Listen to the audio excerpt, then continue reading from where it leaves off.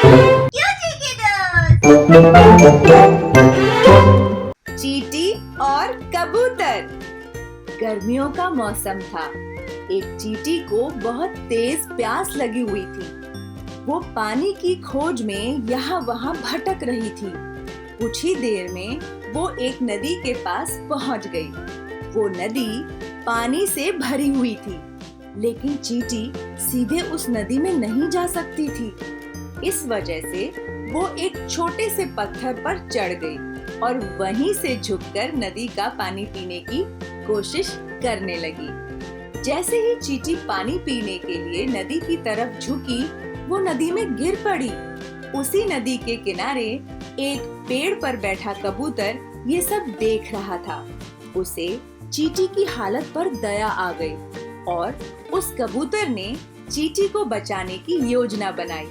उसने जल्दी से पेड़ की डाली से एक पत्ता तोड़कर नदी के पानी में बह रही चींटी के पास फेंक दिया। चींटी उस पत्ते पर चढ़कर बैठ गई और जब वो पत्ता नदी के किनारे पहुंचा तो वो पत्ते से कूदकर जमीन पर आ गई। चींटी ने अपनी जान बचाने के लिए कबूतर को कहा थैंक यू और वहां से चली गई। कुछ दिनों के बाद उसी नदी के किनारे एक शिकारी आया।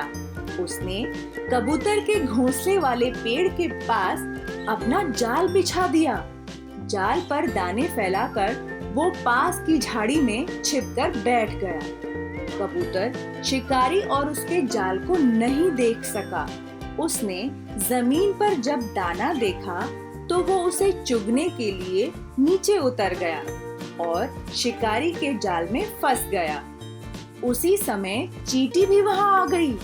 उसने कबूतर को शिकारी के जाल में फंसता हुआ देख लिया था। बेचारा कबूतर लाख प्रयास करने के बाद भी शिकारी के जाल से नहीं निकल पा रहा था। इसके बाद शिकारी आया और जाल में फंसे कबूतर को उठाकर चलने लगा। तभी चींटी ने कबूतर की जान बचाने का फैसला किया। चींटी दौड़ती हुई आई और उसने शिकारी के पैर में काटना शुरू कर दिया। चींटी के काटने के कारण शिकारी को बहुत तेज दर्द हो रहा था। उसने जाल को नीचे फेंक दिया और अपना पैर साफ करने लगा। इसी बीच मौका पाते ही कबूतर जाल से निकल गया और फुर्र करके उड़ गया। इस तरह चींटी ने कबूतर की जान बचा ली और फिर कबूतर ने भी चींटी से कहा थैंक यू। कहानी से ये सीख मिलती है कि अगर कोई बिना किसी स्वार्थ के किसी की मदद करे तो उसका परिणाम अच्छा ही होता है, क्योंकि अच्छे व्यक्ति के साथ हमेशा अच्छा होता है। क्यों चींटी दोस्त?